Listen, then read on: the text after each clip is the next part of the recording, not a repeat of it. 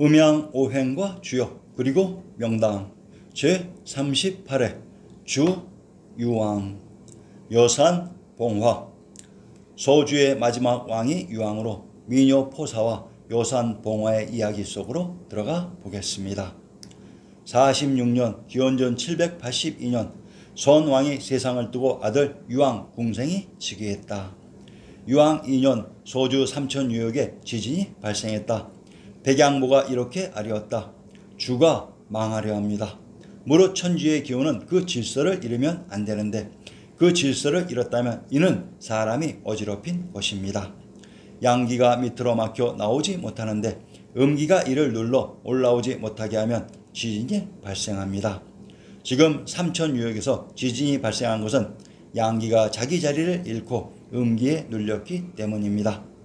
양기가 자리를 잃고 음기 자리에 가 있으면 수원은 막히고 수원이 막히면 나라는 망할 수밖에 없습니다. 물과 흙이 서로 스며들어야 만물이 자라고 그래서 인민이 재물과 이익을 얻을 수 있는 것입니다. 흙이 통하여 스며들지 못하면 인민이 사용할 재물이 부족해지니 어찌 망하지 않길 기다릴 수 있겠습니까? 전에 이수와 낙수가 말라 한나라가 망했고 황하가 말라 상나라가 망했습니다.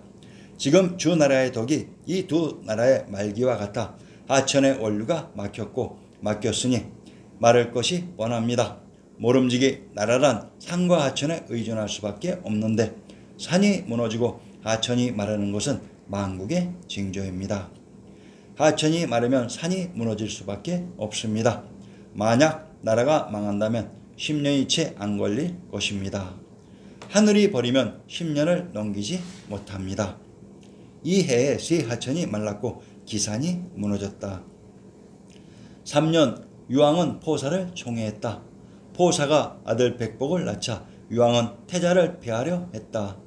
태자의 어머니는 신우의 딸로 황후가 되었다. 그 뒤 유왕이 포사를 사랑하여 신우를 폐하고 태자 의구를 제거하여 포사를 황후로 백복을 태자로 삼으려 한 것이다. 주의 태사 백양이 역사 기록을 읽고는 주나라가 망할 것이다 라고 했다. 전에 하우씨가 세락하려 할 때 신령 2마리가 하임금의 뜰로 와서는 우리는 포의 2 왕들이다 라고 했다. 하임금이 점을 쳤더니 죽여도 쫓아버려도 그냥 누워도 다 불길하다고 나왔다.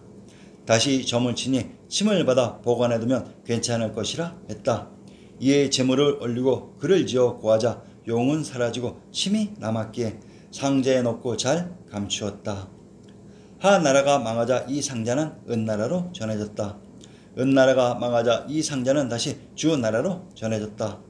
새 왕조에 이르기까지 감히 상자를 열어보지 못하다가 유왕 말년에 상자를 열었더니 그 침이 뜰로 흘러내려 지워지지 않았다. 여왕이 여자들을 발개 벗겨서는 크게 떠들게 하자 침은 검은 자라로 변해서 왕의 후궁으로 기어들어갔다. 후궁에 있던 7살가량의 어린 계집이 자라와 맞닥뜨렸다. 이 계집 아이가 15살쯤 되자 남자도 없이 임신하여 아이를 낳았으니 겁이 나서 아이를 갖다 버렸다. 선왕 때 어린 여자애들이 삼뽕나무로 만든 활과 기나무로 만든 화살주머니가 주나라를 망하게 하리라라는 동요를 불렀었다. 선왕이 이 노래를 듣고는 이런 활과 화살주머니를 파는 부부가 있으면 잡아 죽이게 했다. 이 부부가 도망가다가 길에서 후궁 계집종이 나와서 갖다 버린 이상한 아기를 발견했다. 밤에 아이 울음소리를 들으니 애처로워 아이를 거두었다. 부부는 포로 달아났다. 포 사람이 유왕에게 죄를 지어 어린 계집을 버렸던 여자를 왕에게 바쳐 속죄를 정했다. 버려졌던 이 여자아이가 포 지역에서 자랐기 때문에 포사라 불렀다. 유왕 3년 왕이 후궁에 행차했을 때 그녀를 보고는 총애하여 아들 백복을 낳았던 것이다. 유왕은 기어이 신우와 태자를 폐하고 포사와 백복을 황후와 태자로 삼았다. 태사 백양이 화근이 무르익었으니 어쩔 수가 없구나 라고 했다. 포사는 잘 웃지 않았다. 유왕이 가진 방법으로 그녀를 웃게 하려 했으나 웃지 않았다. 유왕은 봉수와 큰 복을 준비하여 적이 온다면서 봉화를 울리게 했다. 제후가 모두 달려왔지만 적은 보이지 않았다. 이에 포사가 크게 웃었다. 유왕은 그것이 좋아서 거듭 봉화를 올렸다. 그 후로는 믿지 않게 되었고 제후는 더 이상 달려오지 않았다. 유왕이 객석부를 경우로 삼아 나란 일을 맡기자 국인이 모두 원망했다. 속보는 사람됨이 간사하고 아부를 잘하며 이익을 밝혔는데 유왕은 이런 자를 기용했다. 여기에 신후를 패하고 태자를 쫓아내자 신후는 화가 나서 정서희 견훤과 함께 유왕을 공격했다. 유왕이 봉화를 올려서 군대를 불렀으나 오지 않았다. 드디어 유왕을 여산 아래에서 죽이고 포사는 포로로 잡혔다. 주나라의 재물은 모조리 약탈당했다. 삼천유역을 수원이라고 하며 이수와 낙수 황하라고 합니다. 이수와 낙수 황하가 역사 속의 삼수로 이수는 천주가 있었던 개경에 흘렀던 하천이며 낙수는 낙양에 흘렀던 하천이고 황하는 관중에 흐른 한강이라고 했습니다. 이 중 삼천과 여산 봉화의 무대 여산과 유왕을 공격한 견웅의 정체를 살펴보겠습니다. 삼천, 우선 삼천의 무대 수원이란 경기도 수원 도부의 군명을 한남 수성 매홀 수성 수주라고 합니다. 강원도 간성의 군명을 수성 가라홀 수성이라고 합니다. 수원과 간성은 군명 수성이 중복되는 동일한 지명으로 수원은 물의 근원으로 현재의 수원에 원천이 있지만 단지 저수지일 뿐입니다. 양충 양근의 봉지였던 수국이 우리 역사 속의 수원이었습니다. 이곳이 어느 곳이었는지 정체를 밝혀보겠습니다. 신중 동국여지스남 한성부의 불호를 인용합니다. 삼천사 삼각산에 있다고 했습니다. 삼천에 있는 사철이 삼천사인 것은 지리의 기본 상식으로 삼각산은 한양의 진산인 화산이라고 했습니다. 자, 그러면 지진이 난 화산의 진면목을 살펴보겠습니다. 춘정 병기랑 문집 제3권의 화산곡을 인용합니다. 화산 남쪽 한강 북쪽은 조선의 승지이니 백옥경의 황금궁궐 같아 평탄하게 사통오달 했네. 봉황이 우뚝하고 용이 나는 듯 하늘이 지은 형세 음양을 경유하니 아 도배 광경 그 어떠한가. 태조와 태종께서 창업하여 법도를 끼치시니 아 지켜나가는 광경 그 어떠한가. 화산 남쪽 한강 북쪽은 조선의 승지이니. 자, 그러면 조선의 승지인 화산 남쪽과 한강 북쪽을 살펴봅시다. 화산의 남쪽에 평평한 지역이 있습니다. 그리고 한양의 흐른 강이 한강으로 한강의 북쪽이 바로 화산의 남쪽 평평한 지역이라고 했습니다.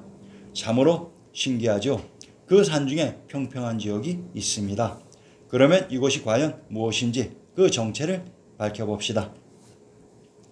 백옥경의 황금궁궐 같아 평탄하게 사통오달했네. 황금이란 세 금자인 금성 철성으로 이곳 평탄하고 사통오달된 곳에 궁궐이 있었다고 합니다. 참으로 이곳의 정체가 궁금해집니다. 화산곡에 등장하는 화산을 봉황이 우뚝하고 용이 나는 듯이라고 알려주고 있고 그 봉상이라는 말의 어원을 분명히 밝혀주고 있습니다. 화산을 봉상이라고 합니다.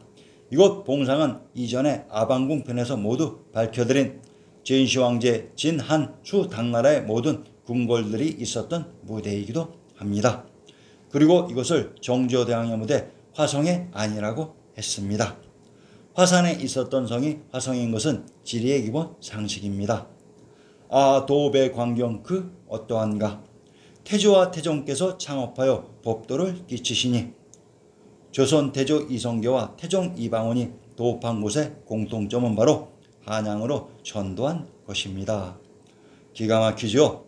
조선의 황제들이 있었던 곳이 바로 화산의 아래 구중궁궐인 한양이었습니다. 그리고 한양은 장안이라고 했습니다. 이곳이 바로 역사 속의 관중입니다. 자, 드디어 벨 속에 꽁꽁 숨겨놓았던 한양과 장안을 찾은 것입니다. 역사 속 장안은 산중에 있었다고 했습니다. 경도와 한양의 가운데 기준점이 화산으로 화땅에 있었던 산이 화산이고 양지가 화양으로 이곳에 있었던 성이 화성이 되는 것은 지리의 기본 상식입니다. 자, 그러면 이곳 화산의 양지인 화양이 역사 속에 어느 곳이었는지 먼저 밝혀보겠습니다. 화양, 옛 촉지방 명칭이다. 화양국지 촉지에 의하면 지상에서 첨부라는 곳은 원래 화양을 일컫는다. 이는 촉지방을 화양으로 부르는 말로써 그 유래가 오래되었다고 했습니다. 화산 아래 화양을 역사 속의 촉지방이라고 합니다. 당 현종이 있었던 건장궁과 진시황제의 아방궁이 그리고 한고조의 장락궁과 수나라의 인수궁이 있었던 그곳 한양장안의 성인 한성, 장성이 있었던 곳이 바로 역사 속 촉이었습니다. 역사 속 화산이 있었던 한양장안이 화양의 촉이었는데 현 역사에서는 비당금자의 금도인 성도를 촉이라고 조작했습니다. 그래서 이 위치를 확정하지 못해 역사 조작자들의 농간에 의해 5년의 시간을 허비했던 것입니다. 안사의 난으로 당 현종이 있었던 화성, 한성이 바로 역사 속 촉이고 몽진을 간 금도, 성도의 발해는 경도인 서울의 다른 지역에 있었습니다. 이곳 봉상은 서주에 궁궐이 있었던 호경이니 왕부의 중심에서 지진이 발생했던 것입니다.